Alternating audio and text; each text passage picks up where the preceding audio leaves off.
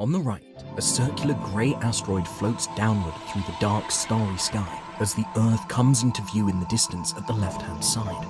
A white star shines bright in the dark sky above the tip of the globe as it spins below. And we want to understand, did asteroids like Bennu, over 4 billion years ago, deliver the building blocks of life to Earth? A man with a grey beard and glasses speaks to the camera. On-screen text reads, Dante Loretta, OSIRIS-REx mission.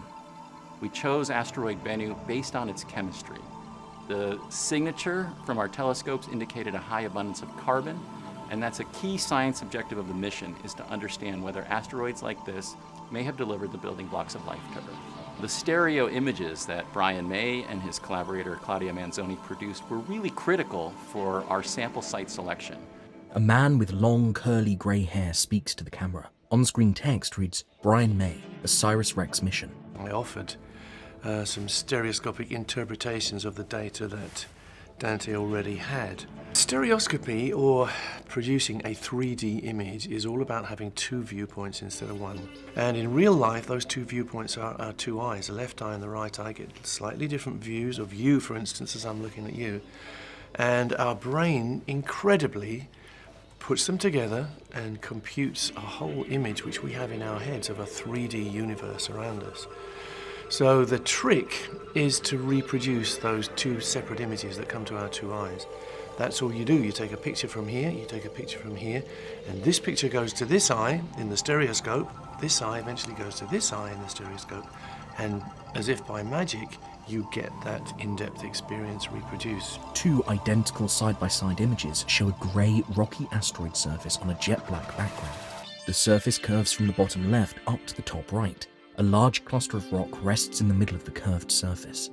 We were able to eventually pick the actual spot where they were going to attempt the landing. It worked. They got their sample without mishap, and in retrospect, I think we realized it was much more risky even than we thought at the time, because of the nature of the surface of Bennu, because of its not being a solid body. It's much more like a ball pit. So I don't think anybody foresaw that the spacecraft would actually start to fall into the asteroid, and if it weren't for those retro rockets, it would still be there. The big day for the mission is on September 24th of 2023. The spacecraft will be in the vicinity of the Earth. About 4 hours before it hits the top of the atmosphere, it will spin up and release a sample return capsule, which is about 80 centimeters in diameter, and it looks like a mini version of the capsules that astronauts come back from outer space in. Inside there is the precious material from asteroid Bennu. The capsule's going to hit the top of the atmosphere at about 27,000 miles per hour, 12.4 kilometers per second. Most of the energy will be dissipated through the heat shield, which will get up to temperatures of over 5,000 degrees Fahrenheit.